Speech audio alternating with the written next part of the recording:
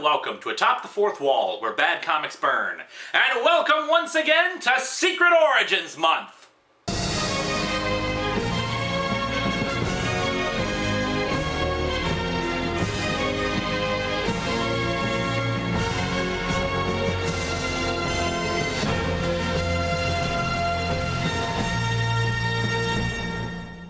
Next up in the Origins department is our Satan-dealing, clone-creating, smoking-stopping pal, Spider-Man.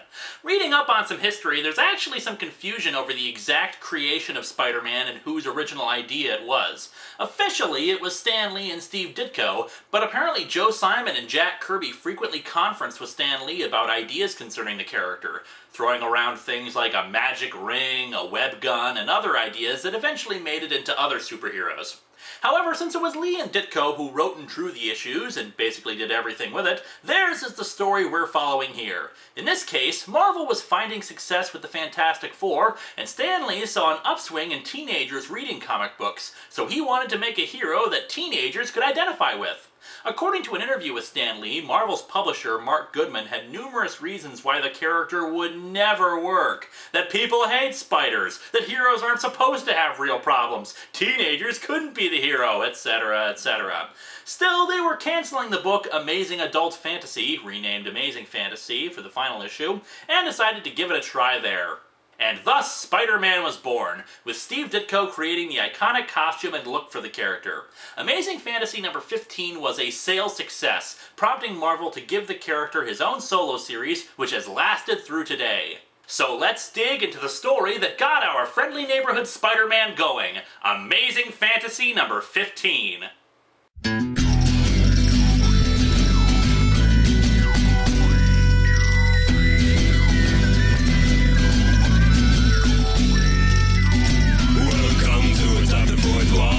Where bad comics burn.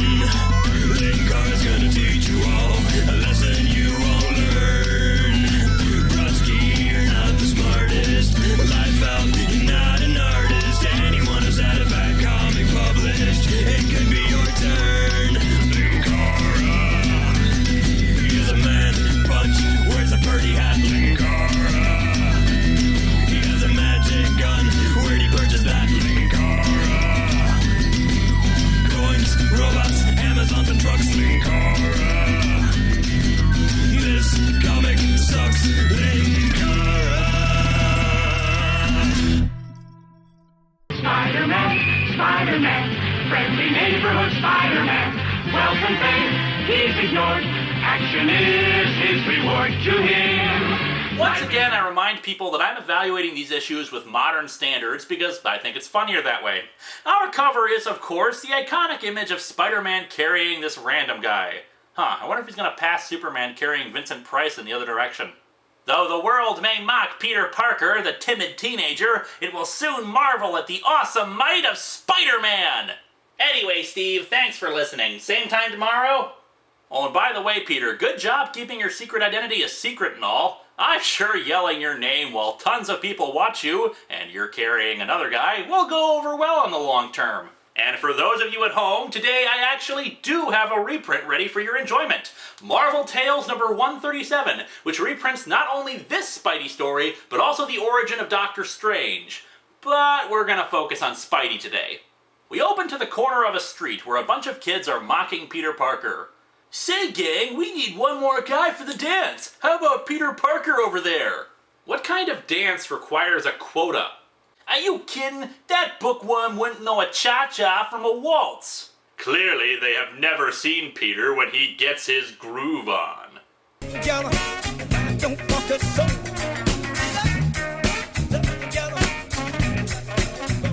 Peter Parker? He's Midtown High's only professional wallflower! And, of course, Peter is sulking at the corner. Well, better go plan my murderous revenge and then wait for Battlestar Galactica to be invented. Oh my god, there's a giant spider coming down to eat him! Ah! Wait, no. Anyway, there's also some narration. Like costume heroes? Confidentially, we in the comic mag business refer to them as long underwear characters. Well, it's not confidential now. And for some characters, the underwear analogy just doesn't work. Do you know anybody who goes to bed wearing this? I mean, besides Stan Lee? And as you know, they're a dime a dozen, but we think you may find our Spider-Man just a bit different. His life is a never-ending spiral of shame and death. As you may have gathered, Peter Parker was far from being the biggest man on campus. That would change after his clinical depression pushed him to Twinkies and Hostess fruit pies. But his Uncle Ben thought he was a pretty special lad, as he creepily stood over him. As for Pete's Aunt May, she thought the sun rose and set upon her nephew. Sadly, though, being a million years old kind of made Aunt May think that the toaster was her nephew. Don't fatten him up too much, dear. I can hardly out-wrestle him now. Uncle Ben, stop being creepy. Of course, Peter's teachers like him for being a nerd and all, but sadly he finds rejection with his one true love, Sally. Black hair. Sally, however, is attracted to Flash Thompson, resident dickhead. Here's what may be a dumb question, but if the place is called Midtown High, why does Flash's sweater have a big T on it? Is he a member of the Mr. T Army? Clothes express your personality, so express yourself, and not someone else. So you table the label and wear your own name. Peter suggests that they go to the new exhibit at the Science Hall, but sadly the sensuous allure of science does not sway them and they drive off, calling Peter a bookworm again. Wow, what new depravities will teenagers think of next to call their peers? Someday I'll show them. Someday they'll be sorry. Sorry that they laughed at me. I see a killing spree in his future. And a few minutes later, Peter Parker forgets the taunts of his classmates as he is transported to another world. The fascinating world of atomic science. It's fascinating. And now for a demonstration of how we can control radioactive rays here in the laboratory.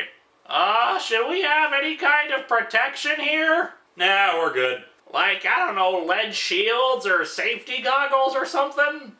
Don't worry about it. And, of course, a spider descends in between the two Christmas ornaments and gets a nice big old dose of radiation. Accidentally absorbing a fantastic amount of radioactivity, the dying insect, spiders aren't insects, in sudden shock, bites the nearest living thing. Nearest living thing? Look at this panel. Peter's all the way in the back. Shouldn't it have gone for the scientist running the device? Peter suddenly feels lightheaded and has to go outside. What's happening to me? I feel different, as though my entire body is charged with some sort of fantastic energy. And now my fingers are honking! A car almost hits him while turning a corner, but Peter instinctively leaps to a nearby wall. That was one egghead who won't daydream anymore when he crosses a street. You can say that again. We almost killed someone. Peter quickly discovers he can climb the walls of the building, a little kid actually witnessing it. Bobby, look at the man walking up the side of the building. That's the last horror movie I take you to, young man. Okay, one, what horror movies in 1962 featured guys climbing the side of a building? Two, is that how jaded you are, lady? You won't even look and confirm that your son is lying before you just assume he's making it up? Anyway, Peter reaches the top and grabs a steel pipe on the roof, crushing it. It's the spider! It has to be! And I thought Batman was the detective. Somehow, in some miraculous way, his bite has transferred his own power to me! Yes, the power of an arachnid smaller than the palm of your hand that was killed by radiation poisoning that anyone could crush effortlessly! Anyway, Peter realizes he has to think about what to do with this incredible power. Within minutes, he spots a wrestling event. $100 to the man who can stay in the ring for 3 minutes with... Nah, actually it's a guy named Crusher Hogan. A little trivia note, they actually later gave Crusher Hogan a complex and sympathetic backstory and had him fighting alongside Spidey for an issue against some thugs at a gym he worked at. Peter quickly puts together a makeshift outfit to wear for the event, even discarding his glasses. I guess he didn't actually need them, you just receive dorky glasses when you become a nerd. So yeah, Peter is brought up and manages to evade and use his superior strength to defeat Crusher Hogan. It works! I have the speed, the agility, the very strength of a gigantic spider! Let me loudly announce all of this to the audience! A TV producer spots Peter and offers him the chance to make more money on TV doing his act. Naturally, he doesn't ask to see what he looks like under the mask, because it's not like he'd have to sign a contract or something with his real name and proof of identity or something like that. Anyway, later on, we see Peter starting to design his proper costume. He's still loudly narrating to himself, so much so that I'm shocked that Aunt May and Uncle Ben don't hear him immediately as they enter his room. Oh, hi, Aunt May. Oh, hi, Nanny. You looked a little tired, Petey, so we brought some crackers and milk. Crackers and milk? Bless 'em. Crackers, wow, maybe they can have white rice later. We also see Peter create the web shooters and try on the costume for the first time. I'll need a name. Well, guess Spider-Man is as good as any. There you have it, folks, the creation of an iconic name for generations to come. It's as good as any. So they laughed at me for being a bookworm, eh? Well, only a science major could have created a device like this. Suck it, English majors! With some strong liquid cement at the end, I can pull myself up anywhere with my little web. From the quick research I did, liquid cement is used to fill up cracks in driveways, not suspend 150-pound humans from ceilings. I don't think it works like that. Oh, and the story is divided into parts, even though it's one continuous story interrupted by one page of advertisements, so now we're in part 2. Now, anybody with the intelligence of a 7-year-old knows that if a man appeared on TV who seemed to be more spider than human, he'd be an overnight sensation. Unless they thought it was special effects or something. Especially when his feats were performed without the help of trick photography. If the TV says that, it must be true. But yeah, Spidey performs a few tricks and impresses everybody, with tons of people wanting appearances by him or an interview or the like. When he finally gets clear of them, he sees a thief running down the hall, chased by a policeman. Spidey lets him go by and into an express elevator, which of course the guy narrates to himself about out loud. What's with you, mister? All you had to do was trip him, or hold him just for a minute. Sorry, pal, that's your job. I'm through being pushed around. By anyone. Doesn't that mean he should have pushed the thief, thus displaying his superiority? And yeah, another through spelled like that. I guess it was a space-saving thing with word balloons, since this was all done by hand back in the day. From now on, I just look out for number 1. That means me. I ought to run you in. Save your breath, buddy. I've got things to do. Haven't you heard? I'm a science major.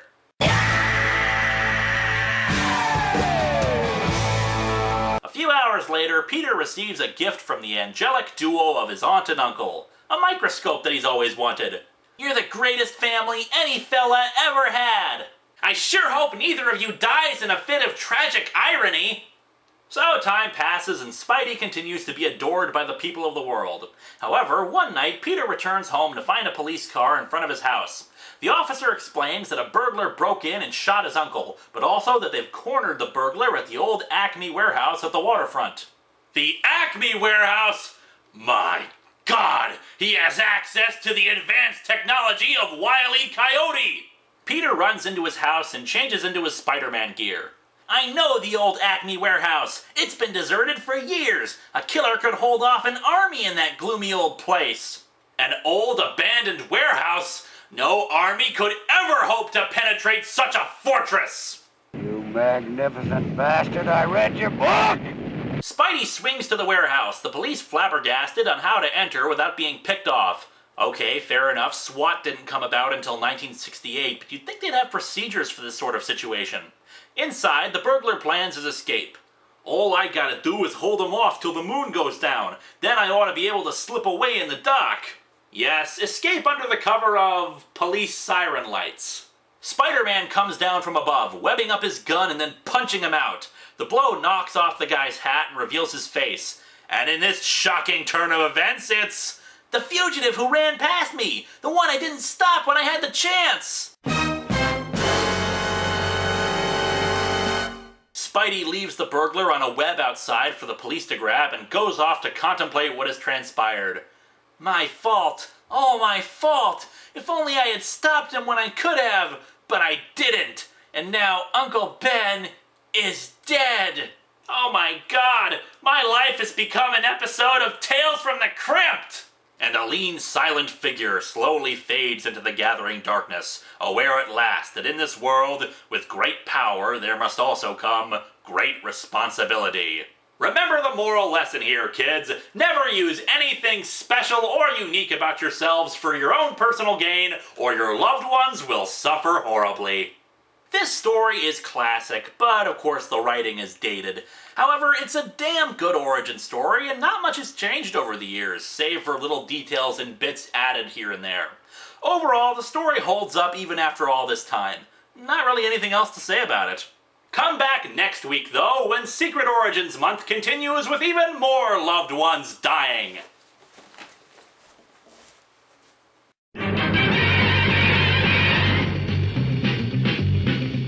Spider-Man, Spider-Man, does whatever a spider can.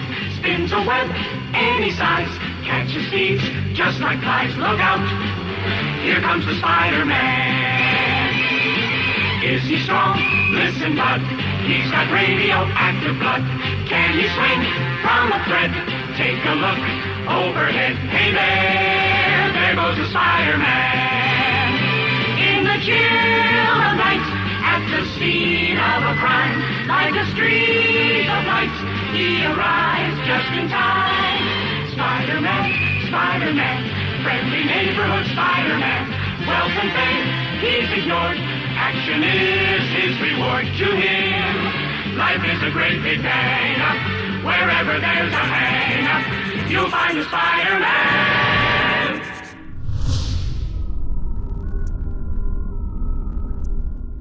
So they laughed at me for being a bookworm, eh? Well, only a science major could have created a device like this! Back off, man. I'm a scientist.